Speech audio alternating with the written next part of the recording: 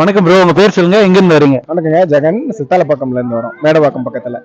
எல்லா வருஷமும் புத்தக திருவிழாக்கு வர்றது உண்டா இல்ல முதல் வரையா? கண்டினியூஸா 5வது வருஷம். நாங்க ரெகுலரா போடும்போது வருவோம், ரெகுலரா வரும், வருஷம் வருஷம் வந்துருவோம்.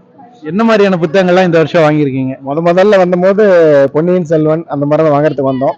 பொண்ணு வந்து சின்ன பிள்ளையா இருக்கும்போது அவ கலரிங் டிராயிங் நல்லா பண்ணணும்னு விருப்பப்படுவாங்க. சின்ன குழந்தைங்களுக்கு ஏற்ற மாதிரி புக்கு அந்த மாதிரிலாம் இது பண்ணணும். அதுக்கப்புறம் நெக்ஸ்ட் இயர் வரும்போது வந்து தும்பி அப்படின்னு சொல்லிட்டு தமிழ்ல வந்து சிறுகதைகள் அந்த மாதிரிலாம் இருக்கும், குழந்தைங்களுக்கு அந்த கார்ட்டூன் அனிமேஷன் மாதிரிலாம் போட்டிருக்கிற மாதிரி இருக்கும். அது நல்லா இருந்தது, அந்த மாதிரி புக்கு. அப்புறம் நாங்கள் படிக்கிற மாதிரி இப்போ கொஞ்சம் பெரியவங்கன்னா இந்த 7 தலைமுறைகள், இந்த ரிச் டேட் புவர் டேட் அந்த மாதிரி ஒரு சில புக்கு. இப்போ வந்து பொண்ணு வந்து இந்த சுதா மூர்த்தி எழுதின புக்கு ஒன்று, how I thought my grandma அப்படின்ற மாதிரி ஒரு புக்கு. அது அவங்க ஸ்பெசிஃபிக்காக வேணுன்ற மாதிரி கேட்டாங்க. சரி, அதனால வழக்கமான பையனுக்கு கொஞ்சம் கலர் அடிக்கிறதுக்கு வாங்கிட்டு பொண்ணுக்கு இந்த மாதிரி புக்கு வாங்கியாச்சு. நல்லா இருக்கும், நிறைய கலெக்ஷன்ஸ் இருக்கு, கொஞ்சம் ஆஃபரும் இருக்கு, ரெகுலரா நல்லாவே இருக்கும். எத்தனை வருடங்களா வந்து நீங்க வாசிக்கிறீங்க? எப்போ வாசிக்கிற ஸ்டார்ட் பண்ணீங்க? வாசிக்கிறது ஸ்கூல் படிக்கும்போது புக்குனால வெறுப்பாக தான் இருக்கும். அதான் அந்த பக்கம்லாம் நம்ம பாட புக்கு படிக்கிறதுனால புக்கு பக்கம் போனதே கிடையாது. எங்கள் அப்பா அப்போ இருந்து படிக்க சொல்லிட்டு இருப்பாரு. வாசிக்கிறது கல்யாணம் ஆனதுக்கு அப்புறம் தான் எல்லாத்துக்கும் ஞானம் வரும் இல்லையா, அதுக்கப்புறம் தான் நமக்கு ஞானம் வந்து ஞானம் பிறந்து புக்கு படிக்க ஆரம்பிச்சாச்சு. சரி, இப்போ நீங்க இந்த வருடம் என்ன வாங்கியிருக்கிறீங்க? இந்த வருடம் 7 தலைமுறைகள், அப்புறம் ரிச் டேட் புவர் டேட் வாங்கியிருக்கோம். அப்புறம் பையனுக்கு கொஞ்சம் இந்த கார்ட்டூன் புக்ஸ் அந்த மாதிரி எல்லாம். 7 தலைமுறை இந்த ரூட்ஸ்ன்ற தமிழ் மொழிபெயர்ப்பு. ஓகே, இப்போ நீங்க வாசிக்கிறத பார்த்து தான் குழந்தைங்க வாசிக்கிறாங்க இல்லையா? ஏன்னா இப்போ வந்து எல்லார் வீட்லயும் வாசிப்புன்றது இல்ல, மொபைல் பாக்குறது, டிவி பாக்குறது அப்படி மாறிடுச்சு இந்த மீடியம். ஸோ இப்போ இருக்கிற பேரண்ட்ஸுக்கு நீங்க என்ன சொல்ல விரும்புறீங்க? எப்படி அவங்கள வந்து என்கரேஜ் பண்ணலான்னு ஒரு ஐடியா கொடுத்தீங்கன்னா யூஸ்ஃபுல்லா இருக்கும். குழந்தைங்களை படின்னு சொல்றத விட நாமளே ஒரு புக் எடுத்து படிக்கிறது நல்லது. நீங்க தெரியல அவுட் ஆஃப் ஃபோக்கஸ்ல குழந்தைங்களை படின்னு சொல்றதை விட அந்த புக் எடுத்து நாமளே படிக்க ஆரம்பிச்சு அவங்க சொன்னா செய்ய மாட்டாங்க, பட் செஞ்சு அவங்க அதை பார்த்து பழகிப்பாங்கன்னு நினைக்கிறாங்க. அது ரொம்ப ட்ரூங்க. ஏன்னா நாங்க வந்து நான் டிவி பார்ப்பேன், மொபைல் பார்க்கும் போதெல்லாம் பாத்தீங்கன்னா பாப்பா அதை பண்ணிட்டு இருந்தாங்க. ஸோ நான் இந்த புக்கு படிக்க ஆரம்பிச்சதுக்கு அப்புறம் நானும் ஒய்ஃபும் ஒரு புக் எடுக்கும்போது எங்க கிட்ட நாங்க சொல்லாமே அவங்க புக் எடுத்து படிக்க ஆரம்பிச்சிட்டாங்க. இப்போ நம்ம சின்ன வயசுல இருக்கும்போது தாத்தா பாட்டியோ அம்மா அப்பாவோ கதை சொல்லி தூங்க வைப்பாங்க. ஆனா இப்ப அந்த பழக்கம் எனக்கு தெரிஞ்சு வழக்கொழிஞ்சிருச்சு. ஸோ நீங்க வந்து ஒரு கதையை வந்து படிக்கிறீங்கன்னா அது உங்க குழந்தைங்களுக்கு நைட்டு தூங்கும் போது ஒரு குட்டி குட்டி கதைகள் சொல்ற பழக்கம் உண்டா?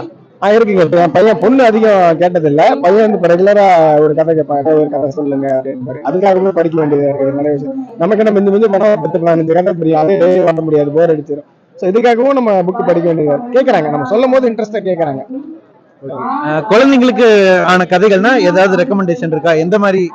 ஃபார் எக்ஸாம்பிள் அக்பர் பீபல், தெனாலிராமன்லாம் அப்போ இருந்தது, இப்போ என்ன இருக்கு? ஏதாவது ட்ரெண்டிங்கா இருக்கா? வாங்கி கொடுக்கலாமான்னு ஏதாவது ஐடியா இருக்கா? இப்போ ட்ரெண்டிங் எனக்கு சுத்தமா ஐடியா இல்லை. அந்த தும்பின்னு ஒரு ஸ்டால் இருக்கு, அவங்களோட கதைகள் அந்த சப்ஸ்கிரிப்ஷன் முன்னாடி நாங்க போட்டிருந்தோம். அதுல ரெகுலரா புக்ஸ் வந்து வந்துட்டு இருக்கோம். அந்த இதுல நல்லா இருக்கும் குழந்தைங்களுக்கு.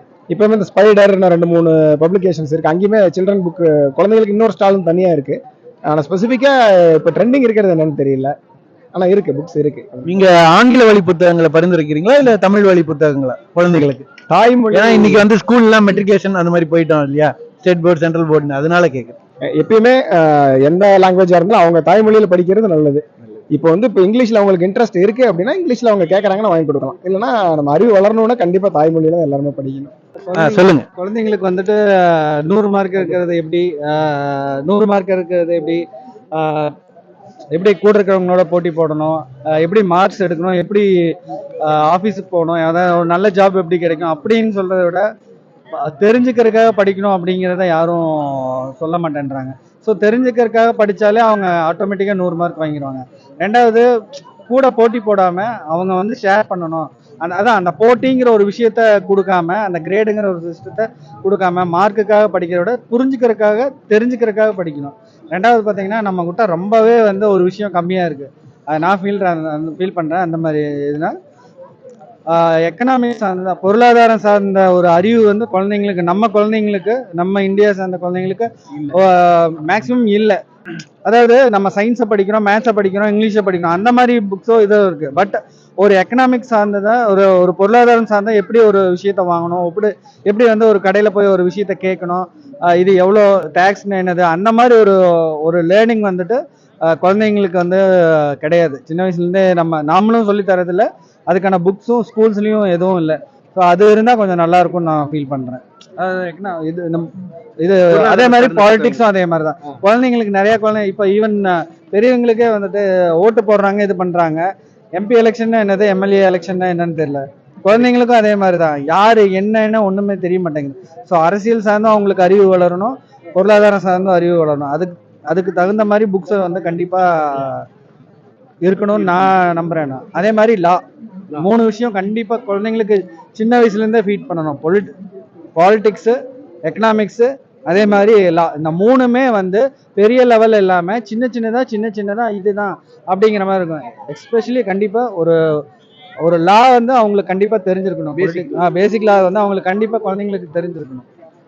ஓகே, இது குழந்தைங்களும் இன்ட்ரெஸ்ட் காட்டுறாங்களா நீங்க புக் வாங்கி கொடுக்கறப்போ? இன்ட்ரெஸ்ட் காட்ட மாட்டாங்க சார், நாம தான் வந்து ரைஸ் பண்ணணும். ஏன்னா அவங்க வந்துட்டு அந்த அளவுக்கு இன்ட்ரெஸ்ட் காட்ட மாட்டாங்க. நாம தான் வந்து எடுத்து புக் எடுத்து படிக்கணும். அதுக்கான இன்ட்ரெஸ்ட்டை நாம தான் வர வைக்கணும். ஒன்றும் இல்லை, ஒரு லேஸ் வாங்குறோம், ஒரு இது வாங்குறோம், குர்குரே வாங்குறோம், உடனே கசக்கி தூக்கி போடுறோம். எங்க அப்பா எனக்கு சொன்னது தான், எனக்கு புரியிற வயசு, எனக்கு அவர் சொன்னது புரிஞ்சு நான் ப்ராக்டிஸ் பண்ணது 34 வயசுல. ஓகேங்களா, எதையும் தூக்கி போடாத, அந்த பிரிஸ்கிரிப்ஷன் எடுத்து படிச்சு பாரு. அவங்க குர்குரே சாப்பிட்டோன்னு தூக்கி வீசாத, அது எங்க இருந்து உருவாச்சு, என்னென்ன இன்கிரீடியன்ஸ் போட்டிருக்கான், அந்த பார்கோடு அதுக்கும் இதுக்கு என்ன சம்பந்தம், அதுல இருக்கிற அரசியலை புரிஞ்சுக்கோ, அதுல இருக்கிற இது வணிகத்துக்கு புரிஞ்சுக்கோன்னு சொல்லுவாரு. பட் அது எனக்கு புரியறக்கே வந்துட்டு 34 வயசு ஆச்சு. இப்ப இருக்கிற குழந்தைங்களுக்கு சொல்றேன், ஆனா அது கசக்கி தான் போடுது. ஸோ அந்த மாதிரி கசக்கி போடாம ஒவ்வொரு ஈட்டபிள்ஸ் வந்து இது இருந்தாலும் அந்த ஆயில்ல இருந்து எல்லாமே படிக்கட்டும்.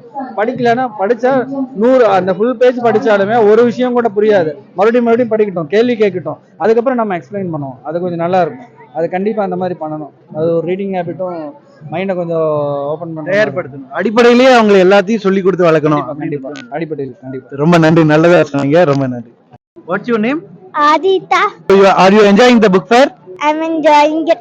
I love to read Harry Potter books. That's what I asked. All the 7 parts. Who is your favorite character in Harry Potter? Hermione Granger. I read 7 parts. 7.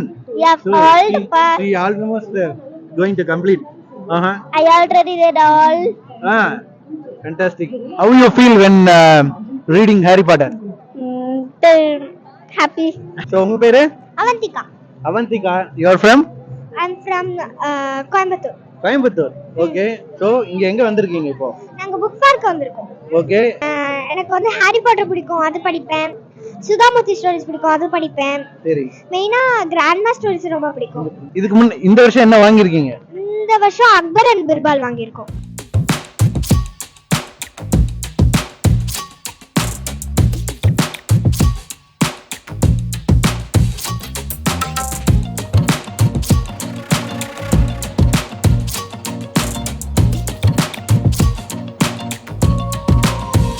என் பேர் டாக்டர் ஜி சதீஷ். நான் சீர்காழிலேருந்து வரேன். நான் ஒரு கல்லூரியில் வந்து பேராசிரியர் பணியாற்றிட்டு இருக்கேன். கடந்த ஒரு 20 ஆண்டுகளமாக புத்தக கண்காட்சி தொடர்ந்து வந்துட்டு இருக்கோம். நான் இப்போ அங்கே சின்ன வயசாக இருக்கும்போது நெய்வேலி புத்தக கண்காட்சி போவோம். இப்போ தான் கொஞ்சம் நாளாக வந்து ஒரு 10 வருஷமாக வந்து சென்னை புத்தக கண்காட்சி தொடர்ச்சி வந்துட்டு இருக்கோம். போன ஆண்டோட இந்த கொஞ்சம் கம்மியாக தான் தெரியுது, கூட்டம் கொஞ்சம் அதிகமாக தெரியல, கொஞ்சம் கம்மியாக தான் இருக்குது. புத்தகம் நிறைய புத்தகம் புதிய புத்தகம் வந்துருக்குது. இன்னைக்கு இந்த ஆண்டு வந்து என்னோட பேராசிரியர் எழுதிய மானிடவியல் வாசிக்கலாம் புத்தகம் வாங்க வந்தேன். ஒரு மிக முக்கியமான புத்தகம். அந்த புத்தகம் மானிடவியல் பேசுவோம். இந்த மானிடவியல்ங்கிறது வந்து மனிதர்களை பத்தி படிக்கிறதா மானிடவியல். ஸோ வந்து உலகத்துல மிகப்பெரிய டிபார்ட்மெண்ட் ஆந்த்ரோபாலஜி தான். ஸோ ஆந்த்ரோபாலஜி தொடர்பாக தொடர்ச்சியாக தமிழ்நாட்டில் வந்து அதிகமாக எழுதியது வந்து திரு பக்தச்சல பாரதி, பேராசிரியர் பக்தச்சல பாரதி அவர்கள் தான். அவருடைய ஆய்வுகள் தமிழ்நாட்டில் பல ஆய்வுகள் வந்து பல்கலைக்கழக கல்லூரிகளில் ஆய்வுகள் நிலையிலே மாறி இருக்கு. அதுவரை நாவல்களை சிறுகதை ஆராய்ச்சி பண்ணிட்டு இருந்தவங்க இப்போதான் எத்தனோ ஸ்டடிஸ் வந்திருக்காங்க. ஸோ அது மிகப்பெரிய மாற்றம். மனிதர்களை பற்றிய மனிதர்கள் படிப்பது என்பது ஒரு வித்தியாசமான ஒரு புதுமையான அனுபவமா இருக்கும். ரெண்டாவது ஒவ்வொரு பழக்கவழக்கங்கள் வேற மாதிரி இருக்கிறதுனால அது ரொம்ப இன்ட்ரெஸ்டிங்கா இருக்கும் கூட. நம்ம என்னதான் ஒரு இலக்கியங்களை படிப்பதை விட ஒரு மனிதர்களுடைய பண்பாடு படிக்கும் போது அவர் ரொம்ப ஆச்சரியமாகவும் சுவையாகவும் இருக்கும். நம்மள அவங்களோட கனெக்ட் பண்ணிப்போம்.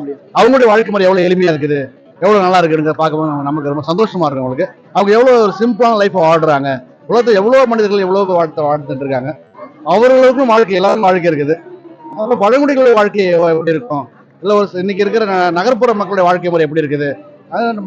நகர்ப்புற வாழ்க்கையில உள்ள மக்கள் ரொம்ப சிக்கல் அதிகம் எதிர்கொள்றாங்க.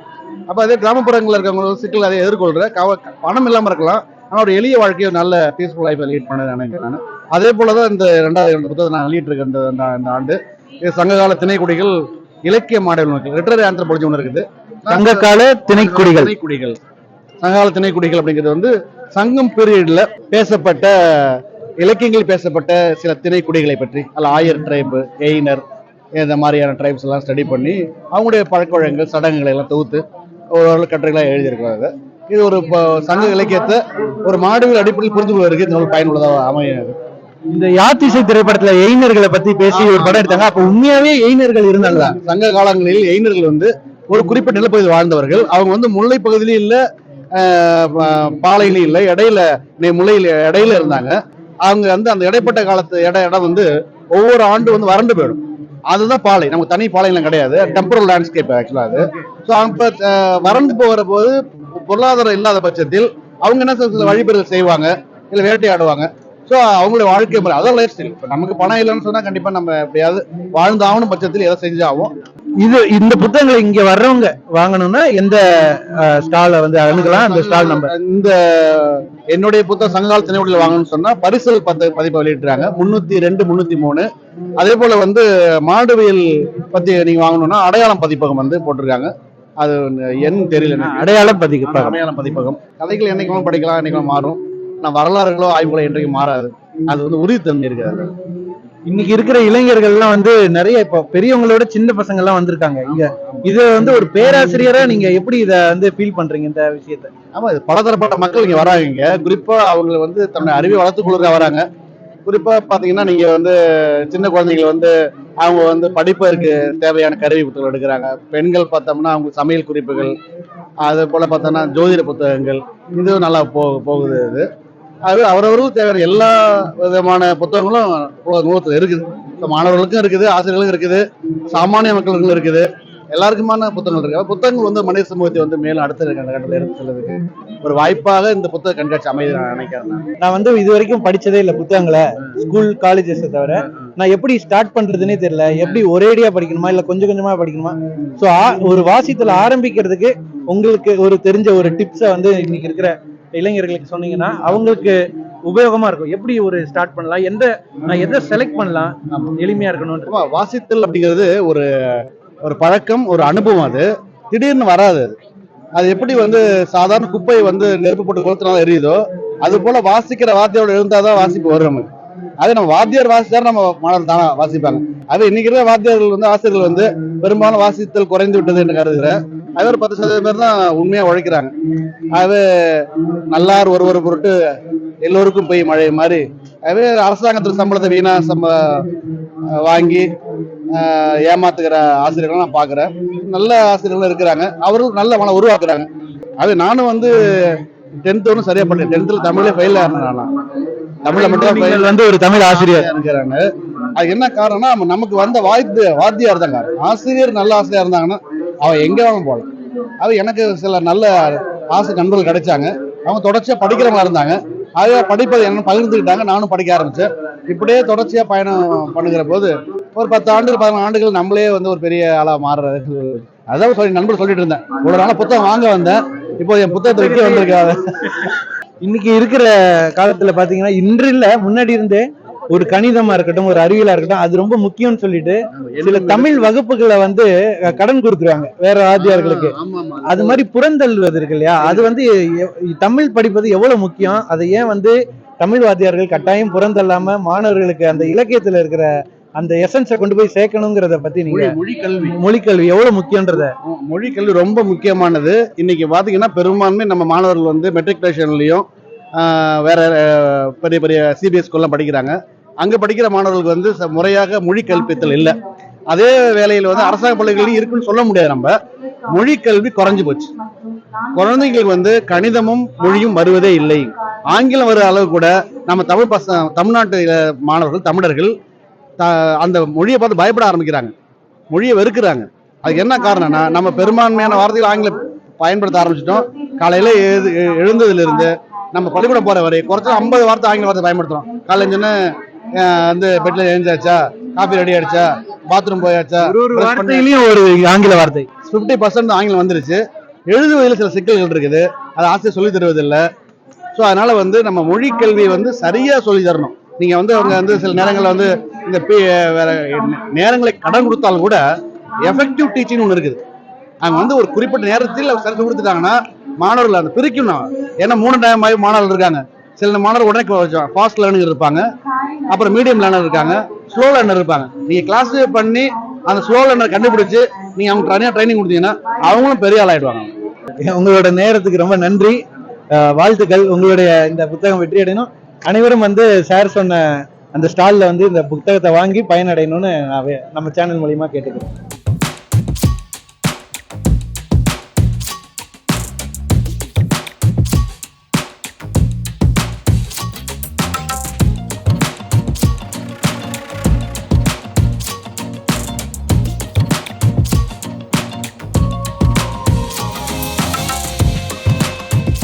ஆக்சுவலாக என்னன்னா நான் ரொம்ப ரொம்ப சந்தோஷமா பாடுறேன். இந்த வருஷத்துல அந்த புத்தக திருவிழா தான் எனக்கு ரொம்ப பிடிக்கும். ஆக்சுவலாக கண்காட்சின்னு சொல்லுவாங்க, எனக்கு வந்து திருவிழா மாதிரி இருக்கும். ஏன் திருவிழான்னு சொல்றேன்னா, எனக்கு புத்தகங்கள் படிக்கிறது தவிர வேற எதுவுமே கிடையாது. அதை தான் நான் ஒரு நாளைக்கு ஒரு குறைஞ்சது 2-3 புக்காவது படிச்சுக்கிட்டே இருப்பேன். மோஸ்ட் இப்போ இந்த புக் ஃபேருக்கு வந்து என்ன பண்றேன்னா, எனக்கு என்னோட ஏரியால இருக்கிற பசங்க எல்லாருக்கும் ஒரு விழிப்புணர்வு கொடுக்கணும், புக்ஸ் படிக்கணும் அப்படின்னு சொல்லிட்டு நான் நிறைய புது புக் வாங்க முடியாத பழைய புக்கு வாங்கி என்னோட சேகரிப்பில் ஒரு 2000 புக் வச்சிருக்கேன். அது எல்லாம் அவங்களுக்கு அது கொடுத்து நீங்க படிக்கணும், படிச்சு இதை நீங்க வந்து எந்த அளவுக்கு உங்களோட அறிவுத்திறனை வளர்க்கணும் அப்படின்னு தான் ஃபர்ஸ்ட். இப்போ நீங்க நாவல் வந்து சஜஷன் சொல்லுங்க, இல்ல நல்ல புக்ஸ் வந்து படிக்கணும் அப்படின்னா நான் எடுத்த உடனே வந்து சொல்றேன். இப்போ கரண்ட்ல எழுதிட்டு இருக்கிற எஸ்ராவை பத்தி சொல்லுவேன். எஸ்ரா வந்து ஒன் ஆஃப் த இப்போ இருக்கிற எனக்கு ஃபேமஸான ரைட்டர் அவர் தான். ஏன்னா வேற யாரும் எனக்கு சொல்றது இல்லை. ஏன்னா நான் அவரோட புக்ஸை வந்து படிக்கிறத விட அவரோட வந்து கதைகள் கேட்டிருக்கேன் நிறைய. அதை வந்து எவ்வளோக்கு எவ்வளோ நீங்க வந்து அந்த கதைகளை கேட்குறீங்களோ அவரே உங்களுக்கு அந்த கதையில குறைஞ்சது ஒரு 3-4 புக்கு சஜஷன் கொடுத்துருவாரு.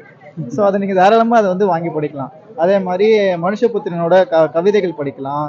அதுக்கப்புறம் வந்து நற்றினை பதிப்பகத்துல வந்து இன்னைக்கு பார்த்து எனக்கு ரொம்ப ஷாக் என்னன்னா, கையில காசு அவ்வளோ எடுத்துட்டு வரல. ஏன் வருத்தம் அப்படின்னா, அவ்வளோ மகத்தான நாவல் வரிசைகள் வந்து எல்லாமே அச்சிட்டு வெளியிட்டு இருக்காங்க.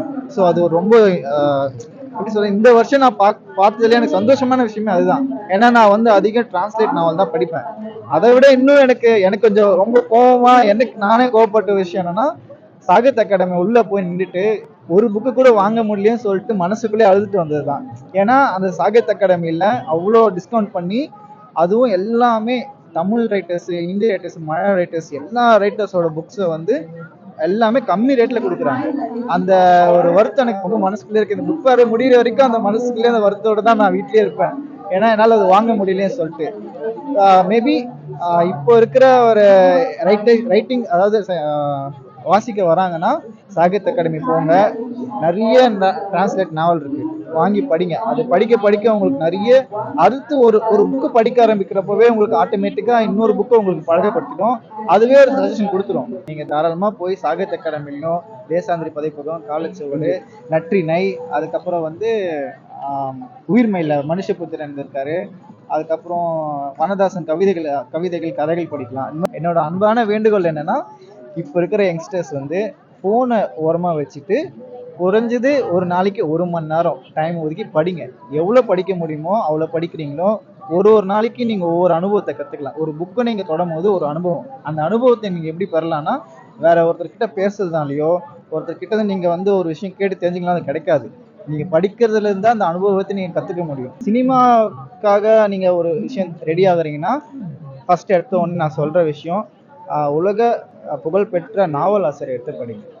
ஒவ்வொரு புக்லையும் ஒவ்வொரு நாவலாசிரியரோட ரைட்டிங் ஸ்கில் வந்து டிஃப்ரெண்ட் ஜோனர்ல இருக்கும். அந்த டிஃப்ரெண்ட் ஜோனர் என்னன்னா, அவங்க எழுதுற ஒரு கதையில ஒவ்வொரு விஷயத்தையும் காட்டுறப்போ நம்மளே இது வந்து இப்படிலாம் இருக்கான்னு யோசிக்க வச்சு ரைட்டிங் ஸ்கில்ல கொண்டு வரும். அதுதான் நம்மளுக்கு தேவை. இப்போ என்ன கேட்டீங்கன்னா, நான் வந்து இப்போ 2 நாவல் எழுதிட்டு இருக்கேன். அது எப்படி எனக்கு வந்துச்சுன்னா, நான் ரஷ்யன் லிட்ரேச்சர் ரொம்ப பிடிக்கும். Russian literature Tolstoy, Dostoevsky, Andre செக்கோனா எனக்கு ரொம்ப பிடிக்கும். இதுல ரொம்ப ஃபர்ஸ்ட் செக்கோ தான் எனக்கு ரொம்ப பிடிக்கும். ஆனா தஸ்தவஸ்கியை படிக்க ஆரம்பிச்சதுலேருந்து நைட்டு தூங்கும் போது கண்ணீரோட தான் தூங்குறேன். அவருடைய அந்த வெண்ணிற இரவுகள் புத்தகத்தை நீங்க படிச்சிருக்கிறீங்களா? அதை பத்தி ஏதாவது சொல்ல முடியுமா? வெண்ணிற இரவுகள் கதையும் என்னோட கதையும் ஒண்ணுதான். நான் ரொம்ப வாங்க நீங்க சொல்லுங்க. வெண்ணிற இரவுகள் ஏன் அப்படி சொல்றேன்னா, நான் ரொம்ப இருண்ட வாழ்க்கையில தான் வாழ்ந்தேன். நண்பர்கள் எல்லாரும் என்னை விட்டு போனதுக்கு அப்புறம் என்னவா பண்றது சொல்லி தஸ்தவஸ்கியோட வெண்ணிற இரவுகள் படிச்சதுக்கு அப்புறம் மார்ஷல்வாங்கிற ஒரு அவங்களோட அந்த கேரக்டர் நேம் தெரியல, இருண்ட வாழ்க்கையில இருந்து வெளியே வந்த ஒரு சாதாரண மனிதன் எதர்ச்சியா ஒரு பொண்ணை பார்த்து 3 நாள்ல வந்து காதல், அந்த 3ஆவது நாள் கடைசியில அந்த காதல் பிரிஞ்சு போகிற ஒரு வருத்தத்தில் வந்து அந்த கதை முடியும். அதே மாதிரி தஸ்தவஸ்கியோட கதைகள் நான் ரொம்ப சஜஷன் பண்ணி சொல்கிறேன், தஸ்தவஸ்கியை படிக்க சொல்லுவேன். ஏன்னா தஸ்தவஸ்கி படிக்கிற எல்லாருமே ஒரே ஒரு விஷயம் தான் ஞாபகம் வச்சுக்கணும், கடைசியில் உங்களை அழ வச்சுட்டு தான் அவர் வெளியே வருவார். ஏன்னா தஸ்தவஸ்கி படிக்கிற ஒவ்வொருத்தருக்கும் வாழ்க்கையில் ஒரு விஷயம் என்னங்கிறத புரிய வச்சுட்டு தான் அவர் வந்து இந்த கதையை முடிப்பார். அதே மாதிரி செக்கோவோட கதைகள் படிக்கிறீங்கன்னா எண்டிங்கே இல்லாத கதைகள் தான் செக்கோவோட. ஆனால் எண்டிங் வந்து அவரோட கடைசி 2 பக்கத்துக்கு முன்னாடி பார்த்தீங்கன்னா அந்த எண்டிங் இருக்கும். அதை நீங்கள் கொஞ்சம் நிதானமாக படித்தா தான் அந்த செக்கோவே பிடிக்கும். டால்ஸ்டாயை படிக்கிறீங்கன்னா எனக்கு ரொம்ப பிடிச்ச விஷயம் என்னன்னா, இவான் இலிவிச் மரணம் சொல்லிட்டு நான் ட்ரெயினில் வரப்போ என்ன அழுறது எல்லாருமே கேட்டாங்க, ஏன் அழுகுறீங்கன்னு சொல்லிட்டு. இவான் இலிவிச் மரணம் அந்த விஷயம் அந்த புக்கில் படிச்சுட்டு இருப்போ எந்நேரமே நான் அழுத நேரம் அதுதான். கிட்டத்தட்ட ஒரு 1/2 மணி நேரம் மனசுக்குள்ள இவான் வந்து என் மனசுல உட்காந்துக்கிட்டே இருந்தார். அவர் ஏன் இறந்தாரு, ஏன் தன் குடும்பத்துக்கு இவ்வளவு செஞ்சாரு, ஏன் அவர் அந்த பதவி எல்லாம் போய் கடைசியில் அவருக்கு இப்படி ஒரு மரணம் வரணும் அப்படின்னு சொல்லிட்டு அது ரொம்ப இதுவாக இருந்தது. அந்த இவானை பற்றி இன்னொரு ஒரு சுவாரஸ்யமான விஷயம் என்னன்னா, அதில் அவருக்கு கூட உதவி பண்ணுற ஒரு சாதாரண ஒரு சக மனிதன் அவரோட கஷ்டத்தை இவன் எப்படியெல்லாம் பங்கு கொண்டு அவருக்கு உதவி பண்ணுறாங்கிறது தான் அந்த பெரிய விஷயமே. அதனால இந்த 3 ரைட்டர்ஸை நான் என்னோட ஆதர்சமான ரைட்டர்ஸாக நான் சொல்லுவேன். ஸோ நீங்கள் இதை தாராளமாக வாங்கி படிங்க. டால்ஸ்டாய் படிக்கலாம், தஸ்தவஸ்கி படிக்கலாம், ஆண்டன் செக்கோவ் படிக்கலாம், கேப்டன் மகள் அலெக்சாண்டர் புஷ்கின் கதைகளும் படிக்கலாம். கேப்டன் மகள்லாம் ஒன் டைம் படிக்கிறப்போ என்னோட காதல் எங்கே இருந்தாலும் நான் இவ்வளோ பெரிய கஷ்டத்தில் இருந்தாலும் மீட்டெடுத்துட்டு வர்றதுக்கான ஒரு உந்துகோலாகவே இருக்கும். ஏன்னா கேப்டன் மகள் சாதாரண விஷயமே கிடையாது. அந்த நாவல் படிக்கிற எல்லாருமே தான் காதலி எவ்வளோ கஷ்டத்தில் இருக்கான்றதை உணர்ந்து காதல் பண்ற எல்லா ஆண்களுக்கும் அது பெரிய இதுவாகவே கொண்டு வரும். ரொம்ப நல்லதா சொன்னீங்க. அந்த புத்தியிருப்பு ரிசரக்ஷன் அதை பத்தி ஏதாவது ஒரு 1-2 வரி. புத்தியிருப்பு வந்து நான் ஆக்சுவலா எல்லா புத்தகத்தையும் படிச்சிட்டீங்களா? எல்லா புத்தகத்தையும் நான் படிச்சு மேஜரான புத்தியிருப்பு எல்லாமே.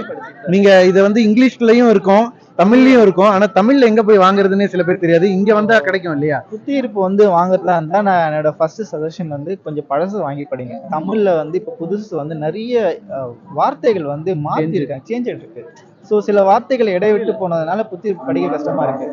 புத்தியிருப்பு கிடைக்கிறதுல மாசல்வா வரும்னு நினைக்கிறேன். ஆக்சுவலா புத்தியிருப்பு படிக்கிற எல்லாருமே வர ஒரே ஒரு ஃபர்ஸ்ட் விஷயம் என்னன்னா, இப்படிப்பட்ட ஒரு பொண்ணுக்கு ஏன் இதெல்லாம் நடக்குதுங்கிற கதையில ஆரம்பத்திலேயே உங்களை வந்து கண் கலங்கி மனம் கலங்கி உட்கார வைப்பாங்க. அதுதான் வந்து நம்ம டால்ஸ்டாயோடது ரொம்ப கஷ்டமான ஒரு வரிகள் ஒன்று படிக்கும் போது அது ஏன் ஒரு இப்படிலாம் வாழ்ந்தாரு இப்படிலாம் இருந்தாங்க அப்படின்றது ஒரு வாழ்க்கையை காட்டுறப்போ நாமெல்லாம் வாழ்க்கையில ஒண்ணுமே இல்லை, ஒண்ணுமே பெருசா. அவர் அந்த இறுதி வாழ்க்கையே அவருடைய கதைகள் மாதிரியே ஆகி போச்சு. அவரு அந்த ரயில் நிலையத்திலேயே அவர் வாழ்க்கையை முடிச்சுக்கிட்டாரு. அது வந்து ரொம்ப டிராஜடி அவரோட லைஃப். என்னன்னா புத்தியிருப்பு படிக்கிறதும் சரி, அதை விட இவான் இலியச்சின் கதை அந்த கதை படிச்சீங்கன்னா டால்ஸ்டாயோட இறுதி கட்டம் எப்படின்றது இவான் இலியச் கதையை பார்த்து நீங்க புரிஞ்சுக்கலாம். அந்த கதை மட்டும்தான் இப்ப வரைக்கும். அதை எழுதி முடிச்சதுக்கு அப்புறம் நான் டால்ஸ்டாயோட ஹிஸ்டரியை நான் பாக்குறப்போ டால்ஸ்டாய் இப்படிதான் இறந்தாருங்கிறத நான் முழுமையா பார்த்த ஒரு விஷயம். அதே மாதிரி ரஷ்யன் லிட்டரேச்சர் எல்லாரும் படிக்கிறீங்கன்னா அதுல வர சாதாரண மரத்தையே அவங்க வர்ணிக்கிற விஷயம் வந்து ஒவ்வொரு விஷயம் நல்லா இருக்கும். ஸோ அதே மாதிரி ரஷ்யன்ல நிறைய லிட்டரேச்சர் இருக்காங்க. ரஷ்யன் மட்டும் இல்லை, ஜெர்மனி இருக்காங்க, போலாந்து இருக்காங்க, அதுக்கப்புறம் ஃப்ரெஞ்சு இருக்கு. ஃப்ரெஞ்சுலாம் பார்த்தீங்கன்னா ஒவ்வொரு நாவலும் படிக்கிறப்போ நம்மள வந்து எதையோ ஒரு விஷயம் தேடி வச்சுக்கிட்டே இருக்கும். ஸோ நிறைய மோட்டிவேஷன் படிக்கணும் அப்படின்னா முதல்ல நாவலை படிக்க சொல்லுவோம். எடுத்த உடனே மோட்டிவை போய் படிச்சீங்கன்னு வச்சுங்களேன், உங்களுக்கு ஒரு பெருசா அங்கே இன்ஃப்ளூயன்ஸ் ஆகாது. ஏன்னா மோட்டிவ் வந்து இதை செய்யணும்னு சொல்லிட்டு உங்களை ஒரு இடத்துல உட்கார வைக்கும். ஆனால் நாவல் படிக்கிறப்போ உங்களை வந்து டிஸ்டர்ப் பண்ணிக்கிட்டே இருக்கும். எந்த நேரமும் ஒரு விஷயம் நீங்க ஒரு விஷயம் எதை படிச்சாலும் எதை பார்த்தாலும் இந்த மரம் பார்த்தாலும் ஒரு விஷயம் பார்க்குறப்பவே உங்களை அந்த நாவல் ரொம்ப இன்ஃப்ளூயன்ஸ் பண்ணும். அதுலேயும் நான் மோஸ்டா சொல்றேன், 2 ஆத்தர் வந்து உங்களை எப்பயுமே டிஸ்டர்ப் பண்ற விஷயம் என்னன்னா ஆண்டன் செக்கோவ், தஸ்தவஸ்கி. ஏன்னா டால்ஸ்டாய் வந்து ஒரு மேலோட்டமாவே நான் படிக்கிறதுனால எனக்கு அவ்வளவும் தெரியல. அவரும் ஒரு பிரபு குடும்பத்தை சேர்ந்தவர். ஏன்னா இவங்க அளவுக்கு அவரு ரொம்ப வாழ்க்கையில சிரமத்தை சந்திக்கல. ஏன்னா அவரு மிகப்பெரிய நிலத்துக்கு சொந்தக்காரர், பெரிய பண்ணை வீட்டோட மகனா இருந்து வாழ்ந்தவர். அதனால எனக்கு அந்த அளவுக்கு டால்ஸ்டாயோட கதைகள் ரொம்ப பிடிக்கும். டால்ஸ்டாயும் பிடிக்கும். ஆனா அழுத்தம் வந்து தஸ்தவஸ்கியோடதும் செக்கோவோட தான். ஏன்னா தஸ்தவஸ்கியோட கதைகள் ஒவ்வொன்றும் ரொம்ப மனசுக்குள்ள அழ வச்சு. ஏன்னா இப்ப வரைக்கும் நான் தஸ்தவஸ்கியோட கர்மசாவ் சகோதரர் புக் இன்னும் வாங்கவே இல்லை. ஏன் வாங்கலைன்னா அந்த பழைய எடிஷனுக்காக 3 வருஷமா வெயிட் பண்றேன். நான் படிக்க ஆரம்பிச்சு 4 வருஷத்துல 6 மாசத்துல எல்லா ரைட்டர்ஸை பத்தி நான் தெரிஞ்சுக்க ஆரம்பிச்சேன். இப்போ சாகித்ய அகாடமியில வந்து பாத்தீங்கன்னா செம்மீன் வந்து வாங்கலாம். செம்மீன் வந்து ஒரு இன்ஃப்ளூயன்ஸான நாவல், ரொம்ப இது கொண்டு போகும். அதே மாதிரி மௌனியின் கதைகள் இருக்கு, மௌனி. அதுக்கப்புறம் தீஜாவோட படைப்புகள் இருக்கு, கானோசோ கதைகள் இருக்கு. ஸோ அப்படியே ரஷ்யன்லேருந்து நீங்க மாறினீங்கன்னா இவங்க இருக்காங்க, இந்த பக்கம் தீஜா இருக்காரு, மௌனி இருக்காரு. அதனால நீங்க அதுவும் தீஜா நினைக்கிறாம அம்மா வந்து படிச்சீங்கன்னா அந்த தவறுங்கிற ஒரு அம்மாவோட தவறுங்கிற ஒரு உணர்வை நீங்க கடைசி வரைக்கும் கடத்தவே முடியாது. கடைசி வரைக்கும் அந்த தவறு என்னங்கிறத நீங்க புரிஞ்சுக்கிறதுக்கு லேட் ஆகும்.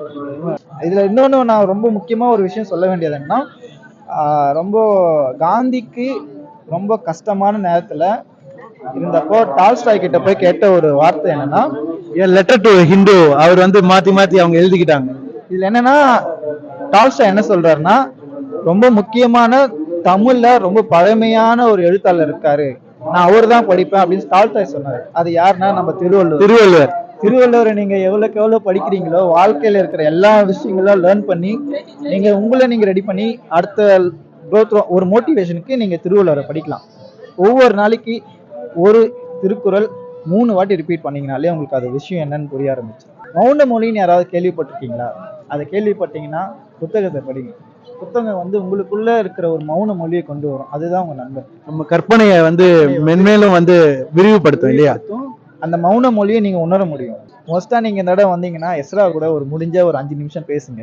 மனுஷபுத்திரன் சார் கிட்ட ஒரு 5 நிமிஷம் பேசுங்க. அவங்க கிட்ட பேசும்போது என்னன்னா, அவரு எழுத்துக்களை விட அவ்வளோ பெரிய மனிதரை விட உங்ககிட்ட ஒரு நல்ல நண்பராக பேசுவாங்க. அது யாருக்குமே கிடைக்காத ஒரு அனுபவம். என்னன்னா அவங்களோட அனுபவங்கள் வந்து என்னால் சொல்ல முடியல. ஏன்னா நான் ஒவ்வொரு தடவையும் மனுஷபுத்திரன் சார்கிட்ட ஒரு 2-3 தடவை பேசியிருக்கேன். எனக்கு ஒரு நல்ல நண்பராக தான் எனக்கு இருந்திருக்காரு. அவர் கவிதைகளும் சரி, அவரோட பேச்சும் சரி, எல்லாமே. எஸ்ராவோட கதைகள் பார்க்குறப்போ நான் அவர் அங்கே நின்று பேசுறத பார்த்துருக்கேன், இங்கே நான் உட்காந்துருக்கேன். ஆனால் என்னை வந்து ரஷ்யாவிலையும் மாஸ்கோவிலையும் பீட்டர் பார்க்லையும் கூப்பிட்டு போய் நிற்க வச்சிருக்காரு. எஸ்ராவோட மோஸ்ட் ரொம்ப படிக்கணும் அப்படின்னா எஸ்ராவோட பயணங்கள் கட்டுரைகள் நிறைய படிக்கணும். பயண கட்டுரைகள் படிக்கிறவங்க அடுத்த ஒரு 3 மாசத்துல அவங்க தானா ஒரு பேக் எடுத்துக்கிட்டு எஸ்ரா எங்கெல்லாம் போய் பார்த்தாரோ அதெல்லாம் கண்டிப்பா நீங்களும் போய் பார்ப்பீங்க. ஸோ அதனால அதையும் போய் பார்ப்பீங்க. எளிய மக்களுக்கு வந்து ரஷ்ய எழுத்தாளர்கள் அறிமுகம் பண்ணதுல எஸ்ராக்கு மிகப்பெரிய பங்கு இருக்கு. ஏன்னா எஸ்ரா வந்து அவரு சொன்ன வயசுல இருந்து படிச்ச எல்லா புக்ஸும் நான் ரொம்ப வருத்தப்படுற விஷயம் என்னன்னா, நான் இங்கிலீஷ் எனக்கு அவ்வளோ வராது. இங்கிலீஷ் நான் படிக்க ஆரம்பிச்சேன்னா இந்நேரத்துக்கு எல்லா ரைட்டர்ஸையும் படிச்சிருக்கேன். இன்னும் ஒரு கடைசியா ஒரு கேள்வி. பொன்னியின் செல்வன் புத்தகம் எல்லாரும் வாங்கி படிச்சிருப்பாங்க, அது வரப்போகுது திரைக்குன்னு தெரிஞ்சே நிறைய இளைஞர்களும் சரி எல்லாரும் படிச்சாங்க. ஆனா அந்த படைப்பாளி வர்த்தக ரீதியா எடுக்கும்போது சில மாறுதல்களை ஏற்படுத்தி அது கொஞ்சம் புத்தகத்துல இருந்து தள்ளி போயிடுச்சு. இதை பத்தி நீங்க என்ன நினைக்கிறீங்க? நான் ஏத்துக்க மாட்டேன்னு தான் சொல்லுவேன். அது ஒரு கமர்ஷியலுக்காக பண்ணதுன்னு நான் நினைக்கிறேன். எனக்கு தெரிஞ்சு மக்கள் வந்து பொன்னியின் செல்வனை எப்படி படிக்கிறாங்கன்னா, ஆதித்ய கரிகாலன் இருந்தாருன்னா அழுத மக்கள் நிறைய பேர். ஏன்னா ஆதித்ய கரிகாலனோட கேரக்டர் ஆஃப் ஸ்ட்ராங் வே அவ்வளோ ஸ்ட்ராங்கா இருக்கும். மற்ற யார் இறந்தாலும் அவ்வளோ அழமாட்டாங்க. அதனால எனக்கு அது கொஞ்சம் மனசுக்குள்ள வருத்தம் இருக்கு. அது நான் சொல்லிக்க முடியல. பட் நான் வந்து முதல் பாகம் போய் பார்க்குறப்போ, முதல் பாகத்தை படிச்சு பார்க்குறப்போ எனக்கு அந்த அளவுக்கு ஓகே அப்படின்னு இருந்தது. 2வது நான் போய் பார்க்கவே இல்லை. அதுக்கப்புறம் நான் பொன்னியின் செல்வன் படிக்கவே இல்லை. ஏன்னா அதை பார்த்ததுனால எனக்கு அந்த படிக்கிற ஆர்வமே குறைஞ்சி போச்சு. அதே மாதிரி சின்ன சின்ன சிறுகதைகள்ல 2 பேரை நான் வந்து சஜஷன் பண்றேன். டால்ஸ்டாயோட இவான் இலியச்சின் படிங்க, ஆண்டன் செக்கோவோட நாயுடன் அந்த சீமாட்டின்னு சொல்லிட்டு ஒரு புத்தகம், அது ஒரு சின்ன ஷார்ட் ஸ்டோரி தான், அந்த புத்தகத்தை படிங்க. கணவன் மனைவிக்குள்ள ரிலேஷன் இருக்கிறத எப்படி ரொம்ப வெளிப்படையா ஒரு விஷயத்த வந்து அவங்க பண்ற அந்த கதை படிக்கிறப்போ அந்த கடைசியா அந்த பெண் வந்து ஒரு ஜன்னல் அருகில் நிற்பாள். அந்த விஷயம் வந்து என்னன்னா, அந்த கதை முடியுது, செக்கோ வந்து முட்டுப்புள்ளி வச்சிட்டாரு. ஆனா நான் இன்னி வரைக்கும் யோசிக்கிறேன் என்னதான் அவங்க முடிவு பண்ணாங்க அப்படின்னு சொல்லிட்டு. ஸோ அதனால நாயுடன் அந்த சீமாட்டியை படிக்கிறது எனக்கு ரொம்ப பிடிச்ச விஷயம். இன்னொரு முறை அந்த பெயரை சொல்லுங்க. கதை பேர் வந்து நாயுடன் சீமாட்டி, நாயுடன் வந்த சீமாட்டின்னு அந்த கதை பேர் வரும். அப்புறம் இவான் இலியச்சின் மர்மம்.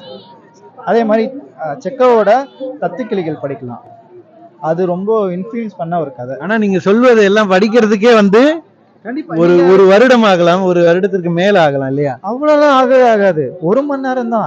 புதிதாக படிக்கிறவங்க எல்லாருக்குமே 1 மணி நேரம். என்னன்னா உங்க போனை சைலண்ட்ல போட்டு படிக்கணும். ஒரு மெசேஜ் சவுண்டு கூட கேட்க கூடாது. அம்மா கிட்ட படிக்க போறமா என்ன டிஸ்டர்ப் பண்ணாதுன்னு சொல்லிட்டு போயிடணும். ஏன்னா அதுதான் ரொம்ப முக்கியம். போனோ நம்ம மற்ற டிஸ்டர்ப் பண்ற விஷயங்கள் எதுவும் இருந்தாலும் அவாய்ட் பண்ணிட்டு ஒரு பார்க்ல போய் உட்காந்து படிங்க. பார்க்ல போய் உட்காந்து படிக்கிறப்போ நீங்க அவங்க ஊர்ல தான் இருப்பீங்க, பீட்டர்ஸ் பார்க்ல இருப்பீங்க, மாஸ்கோல தான் இருப்பீங்க. ஸோ அது ஒரு உண்மையான விஷயம். அதுதான். நீங்க இவ்வளவு விரிவா சொல்றீங்க, ஆனா இதுக்கு நீங்க எவ்வளவு நேரத்தை செலவு பண்ணிருப்பீங்க, அதுக்கு எவ்வளவு ஒவ்வொரு வாட்டி கண் கலங்கிருப்பீங்க, வருத்தமாயிருப்பீங்க, சாப்பிடாம இருந்திருப்பீங்க. சோ அது வந்து ஒவ்வொரு புத்தகத்தை படிக்கும்போது தான் அதை இவங்க உணர முடியும் இல்லையா? நீங்க எல்லாருமே வந்து நண்பர் சொன்ன மாதிரி தயவு செஞ்சு இங்க வந்து புத்தகங்களை வாங்கி படிக்கிறத ஸ்டார்ட் பண்ணுங்க. ஸோ அதனால அது இது பண்ணிட்டு இன்னொரு விஷயம், எஸ்ராவோட மொத்த கலெக்ஷனையும் இந்த வருஷம் மொத்தமா வாங்க போறேன்.